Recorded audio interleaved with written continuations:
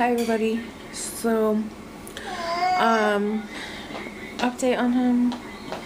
He's still in the 2 pounds range, I think. But he's doing better. They have that one on his door out there. They have his handprints and stuff out there on that side of it. But let's see. He is right there. Okay, right there. Let's watch it.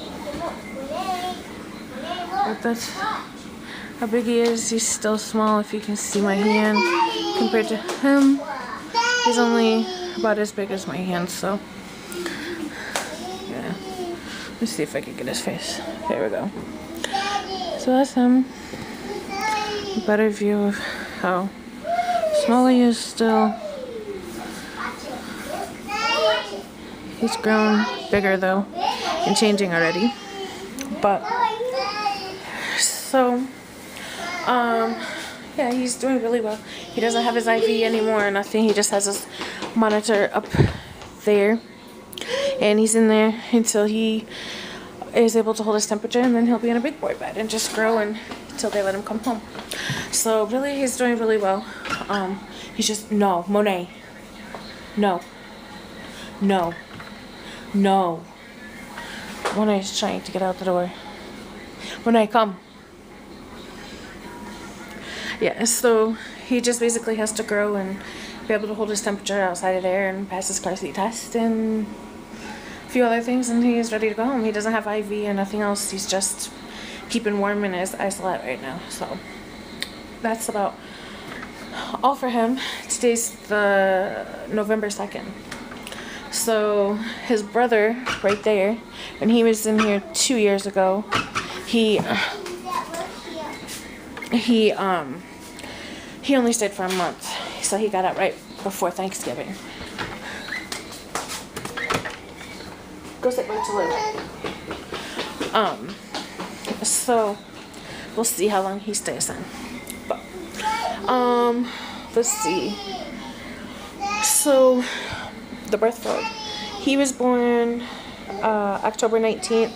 That's a day before our wedding anniversary. It was 12 years this year.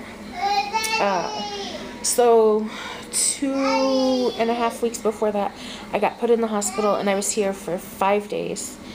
And then they let me go home, and I was good for 2.5 weeks. When I went back to the doctor for my normal appointment, as I was going twice a week to the doctor,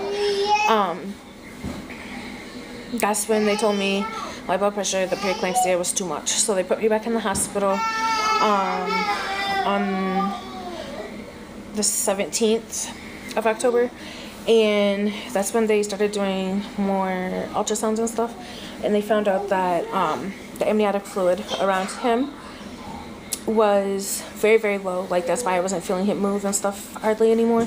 Like, he was moving a lot, but I just couldn't feel it because of the amniotic fluid and being so low.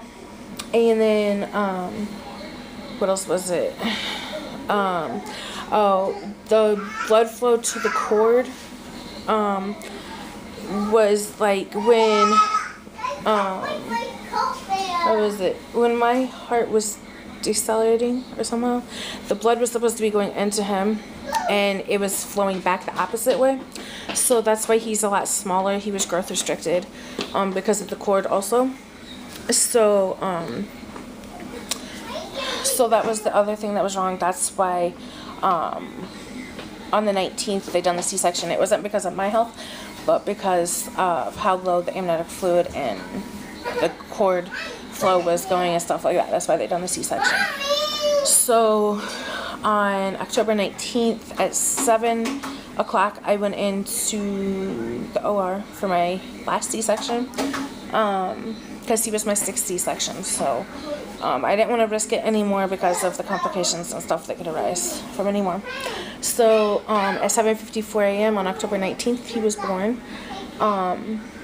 He was screaming. He sounded like a little, I don't know, like a little kitten screaming, or like how when a little tiny mouse squeaks at the top of, you know, you hear him squeaking like that.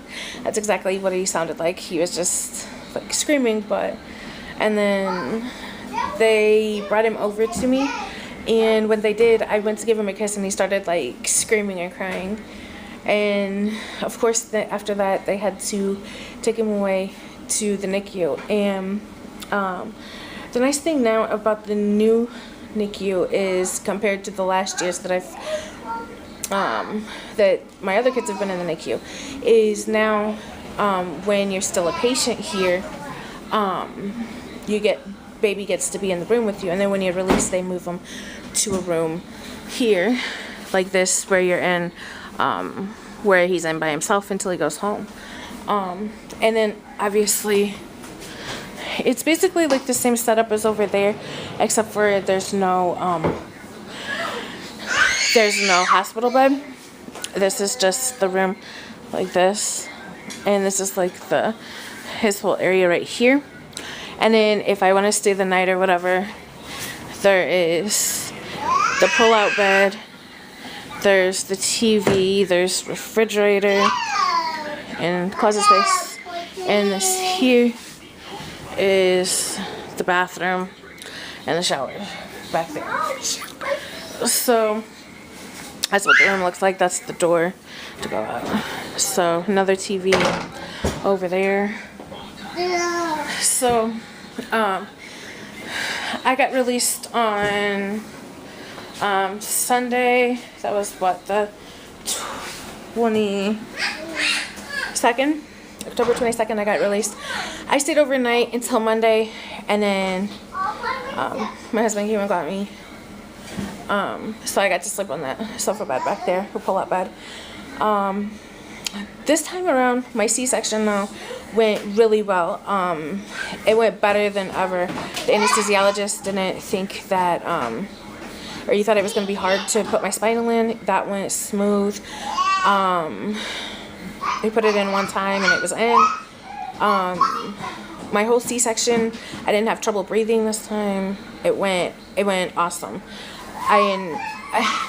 When I say enjoy the C-section, it was like, you know, I got to enjoy. And actually they said, okay, it's going to be a long time until he's born. You just sit there and relax. And my husband, he actually turned the camera off and was just sitting there with me and talking. And all of a sudden I heard one of the nurses asking, what is it, a boy or girl? Because we didn't know what we were having. He's the only one that we didn't find out, or we couldn't tell. They couldn't tell what it was. So I heard one of the nurses, and she was saying that, oh, it's a boy and stuff like that. And so of course I started crying and stuff like that, but it was really awesome to be able to experience not knowing what he was until the birth. And so recovery went really well. I stayed in there 2 hours, and after 2 hours they took me back to the special care unit where I was before. And so hey, they're calling people.